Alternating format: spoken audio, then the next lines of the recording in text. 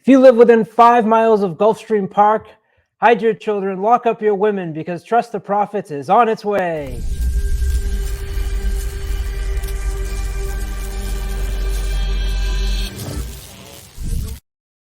What's up, everybody? Welcome back to Trust the Prophets YouTube page. My name is Colin Sheehan, joined by my good friend and colleague, Matthew DeSantis. And that's right, watch out. Trust the Prophets is coming down to the Florida Derby this week. Matt and El Hombre are packing up the car, and they are bringing lots of fun. So if you're at the track for the Florida Derby, be sure to seek them out. Matt, are you pumped up? Yeah, very excited. I've never been to Gulfstream Park, and I lived in Florida for about 7 years all told in my life. So I love the state, love getting down there, but never been to Gulfstream. And excited to get down there with El Hombre. Already been hearing from a lot of different people on the channel who are going to be down there. So, like you said, if you're out there at the track, you see some big nosed Italian guy with a cap, come out and say hey. Although in South Florida, that could fit the description of a lot of people. So I'll just say looking forward to it. And looking forward to what is going to be, I think, a really exciting race, if for no other reason than the leading contender for the Kentucky Derby, Forte, is in the race. Yeah, absolutely. What we like to do before we preview this year's race, as we always do, is take a quick look back, because it gives you a sense.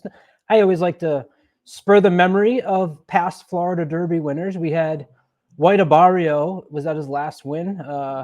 No, he just won the other day. He just won the other day in an allowance optional claimer. So the Gulfstream god, White Abarrio, who just cleaned up down there. Yep. And then you had Tiz the Law, Maximum Security, who was obviously DQ'd, Always Dreaming, Constitution, a good horse, Orb. The Florida Derby has the reputation of producing Kentucky Derby contenders and winners.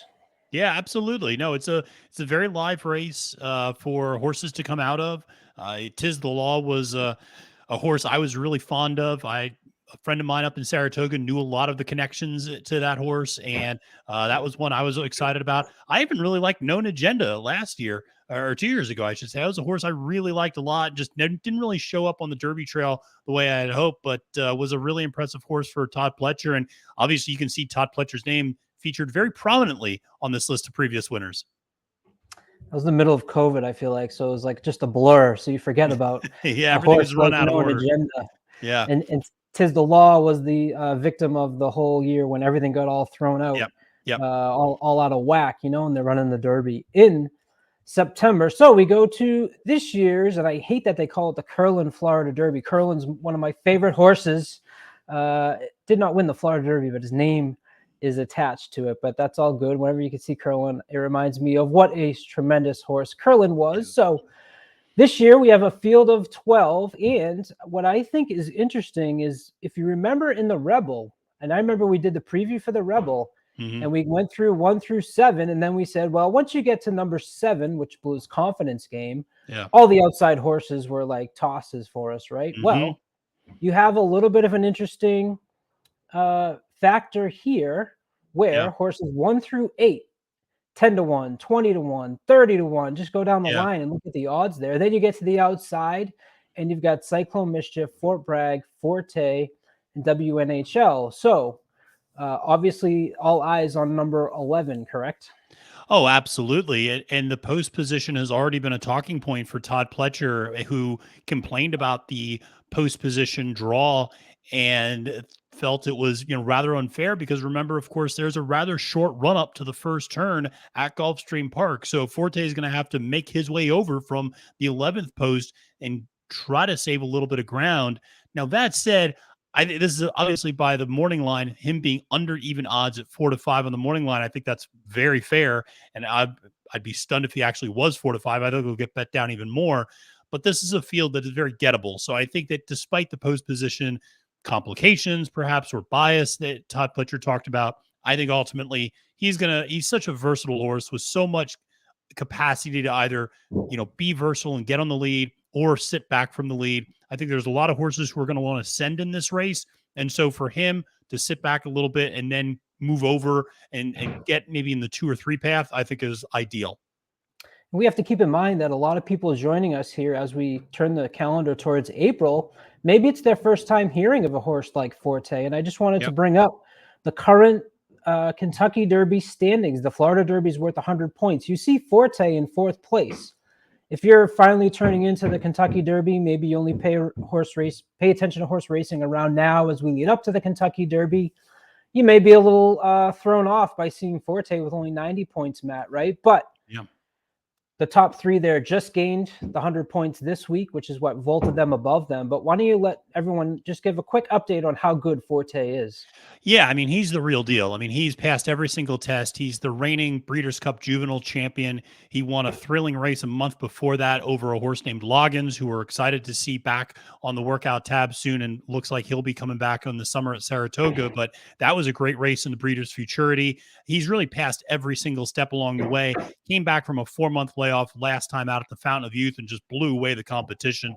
Very professional ride. I mean, he is the horse to beat on the Derby Trail. If you talk to anyone about anything, they all say Forte is the horse. And even people who may want to try to fade chalk and may want to try to get past a favorite, you'd be hard pressed to find anybody who doesn't have Forte in their top 2 or 3 of Derby contenders. And I think for most of us, he's number 1 with a bullet. And I wouldn't be surprised if, by next Sunday, he's sitting number 1 with 190 points by his name on these standings. I just want it to be known, El Hombre, that Matt brought up Loggins, not me. Okay, so it's a going joke that I always bring up Loggins, but Matt was the first one to bring him up. Yeah.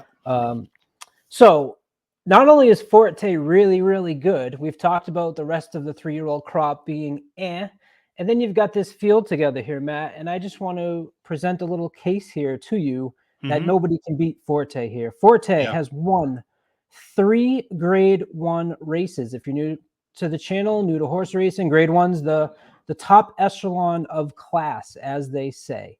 Only one other horse has won a Grade 2 race. That was the Remsen by WNHL.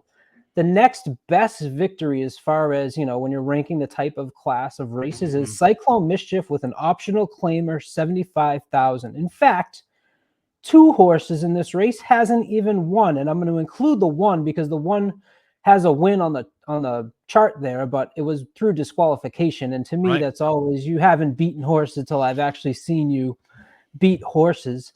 5 of the horses only have a maiden win, including Fort Bragg. Although Fort Bragg has 2 wins, one of them was through, again, disqualification. And we'll get to Fort Bragg in a second. But what I want to present to the viewers and present to you, Matt, is at least when you're looking at this from class, from what you've talked about Forte, is there really anybody in here, even with the wide post, that you think can contend with Forte here?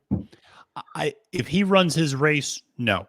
And I think, we always have people, and I do it as well. You try to beat the favorite, right? I mean, that's the first thing you do. You try to poke holes in what does this horse not do well? Well, here's the thing. If Forte wants to go to the lead, he can go to the lead, and he's demonstrated he can sit in a pretty stalking, very close, pressing position.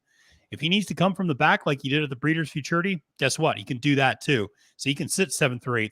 He can take kickback and then launch late. And in this race, that's probably what he's going to do, because there's a lot of sprinters who are stretching out. There's a lot of front end speed. I would expect for him to take back a little bit and then launch late. So I think he's a type of horse that's just so versatile, so classy.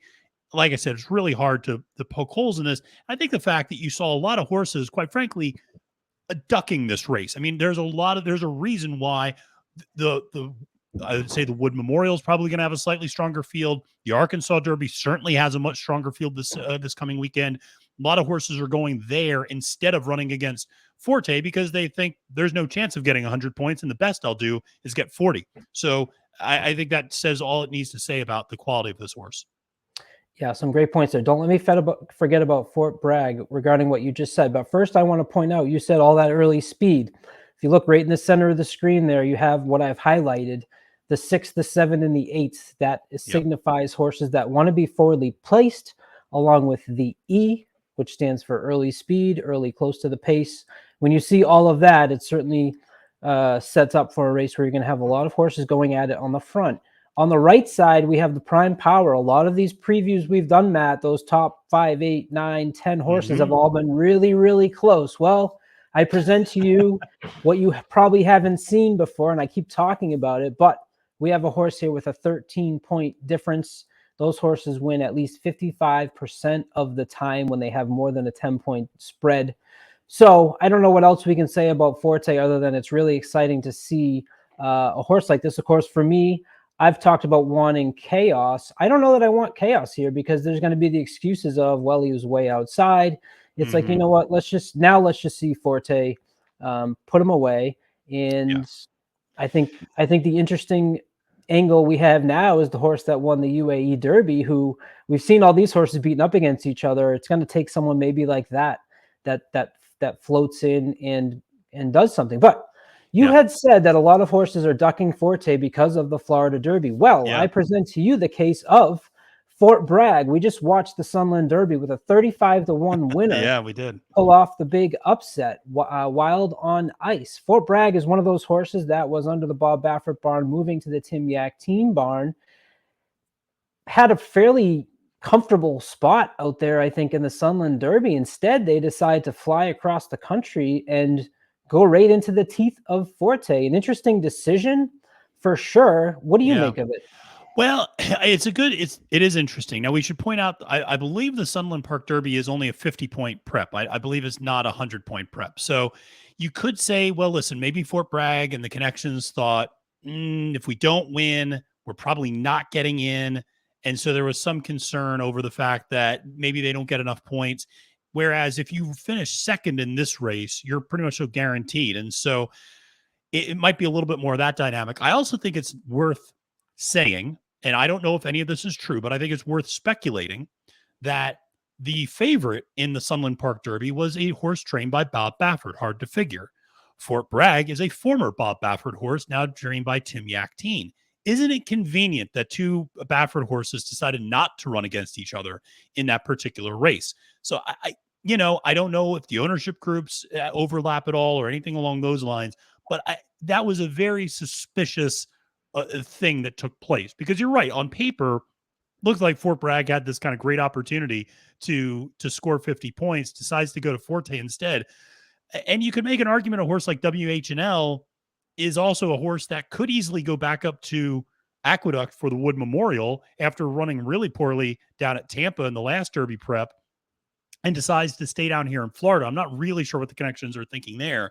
But outside of that, you mentioned two horses that are for all intents and purposes maidens, and then five horses who are coming off of a maiden win and nothing else. So, it's not a particularly deep field. And this is one where if Forte is the horse that we think he is, and I think most of us are pretty confident in that, he should win this by 7-8 lengths. I mean, he should open up on this field and just show his class in a lot of ways.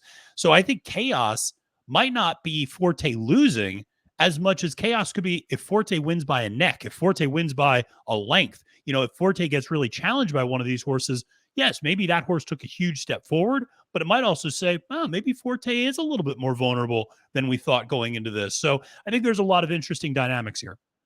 And I bring up the bottom of the Kentucky Derby standings just so we see. I have highlighted there number 20, which is Classic Car Wash. Obviously 20 horses in the gate, give or take, because you got the international influences. Although the Japanese winner is on the top of these standings, but 26 points. Usually it's about 24, 25. It's going to be higher this year, it looks like. It is, but what I'll say is you also get a sense that, I remember this last year, horses end up skipping the Derby. There's a lot of horses that will get the points to qualify, but that end up not running. Maybe they get hurt. Maybe they get injured training. Maybe the connections go, this isn't what's best for the horse. Maybe you get a horse, that is more of a turf horse that managed to qualify on the synthetic, perhaps. A horse like Major Dude yesterday, who finished second at the Jeff Ruby and has 40 points. Is he really going to run in the Kentucky Derby? He's got the points to do it, but, might not really be a strong candidate. Again, a couple of these Japanese horses may not end up coming over. Obviously, Derma Sotogake will, but, there's movement. There's always movement in this. So even after all the preps are done running, it's not just the 20 horses there and nobody else. There's going to be a lot of movement, I think, of scratches, or not scratches per se, but horses opting not to run or skipping and that sort of thing. All right, so we've talked enough about Forte. Who do you like? What I like to do is sometimes, all right, let's just pretend Forte is not in the race and then decide who's kind of the best of the rest. Yeah. Where do you think? Who else do you think here are you interested to see run back?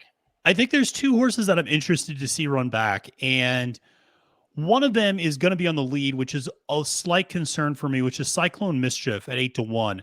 He took a real big step forward. I mean, he ran so poorly at the Holy Bull, but then really took I thought, a nice step forward and ran, I thought, a competitive third place at the Fountain of Youth last time out. And if he can get back on track, that's a horse that I think is very usable underneath. My concern with Cyclone Mischief is, does he get burned up with the speed, or does he sit a little bit? He's demonstrated the ability to sit off the pace before and run well and win. And so, depending on the type of trip he gets, I'd imagine he'll flash his speed to make sure he's forwardly placed, certainly from that ninth post position. He's one that's interesting. And then the other one that's interesting to me is West Coast Cowboy, who was a horse that finished third in the Holy Bull, and has not run since then. But that Holy Bull came back pretty well. Rocket Can, who won that race, finished second in the Fountain of Youth. I think West Coast Cowboy at a really big price could take a step forward. At 20-1, we'll have a ground saving inside trip there. Doesn't need the lead, so that's a horse that I'm kind of interested in as well. Fort Bragg, there are questions there about that horse. I don't know how good that horse was to start with. And, I don't get distracted by the fact he used to be with Baffert, WNH&L. You have the far outside post. And I don't know if there's going to be a huge, progression or reversion back to what he did at the Remsen in the slop. So for me, those were two that I'm interested in. But I think you have another one that you're kind of fascinated by. Yeah, number 8, Mr. Ripple. Saffy Joseph Jr.'s home track is really Gulfstream. You always have to be cautious of horses trained by Saffy Joseph. He brings 4 in here. A couple of them are just maiden winners. But what I like about this 8, Mr. Ripple, he is Triple Crown nominated. Yep. Well, most of them are here, but that's just at least gives you a sense that early on they thought that this horse had potential, right? Yeah. Broke his maiden first time out at a mile, came back and another mile race, an optional claimer in January at Gulfstream, finished third to the horse that you just talked about, Cyclone Mischief. Litigate was the second place in that race, who came back to run a big race and win. And then ran at a mile and 1/8 and finished a second, 2 lengths back. Speed Figures was a little bit of a regression there. However, I like to see horses when you're going these longer distances that have at least shown that they're going to be okay holding up that distance, although Wild on Ice threw me for a loop as we just watched that race. I can't let that should inspire me for this 30-1 Mr. Ripple, right? Absolutely. As you said, the detriment to this horse is he likes to be forwardly placed. He likes the early speed.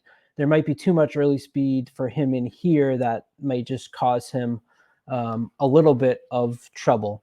Yeah. What we like to Sorry, go ahead. But I was going to say, to the early speed thing, sometimes on big days, these tracks really soup up the dirt in particular. And sometimes early speed can really hold up well despite crazy fast fractions. You just never know. And so that's one of those where sometimes it's just worth taking it easy as we go through the day and seeing kind of how the track is playing. And that might end up having a real big impact on maybe who you decide to use underneath or in some different tickets. If you watched Capping the Card with Scott Shapiro and Matt DeSantis, they did the graded stakes at the fairgrounds. And Matt, if we had been smart enough to just bet your guys' top picks, you'd hit the pick 5 for $5,400. So we're taking that segment from Capping the Card, what we do on here, and we each give a top pick and a value play. Who's your top pick in the Florida Derby? Well, I'm not going to overthink this thing. My top pick is Forte. I think that's just where it begins. That's where it ends. Todd Pletcher can complain all he wants to about the number 11 post. When you have a horse that much better than the rest of the field, he could be in post position 27 and start in the grandstands. He should still win this race.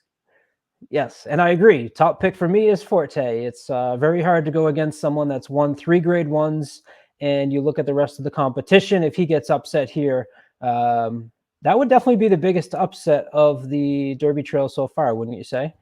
I would, because what we just saw at the Sunland Derby was, yes, it was a big price, or confidence game was a big price, but they weren't upsets. I mean, there were no dominant horses in that race where you go, well, nobody can possibly beat that horse. So I think you're right to differentiate between a big price that we might have seen on the Derby Trail versus a true upset on the Derby Trail.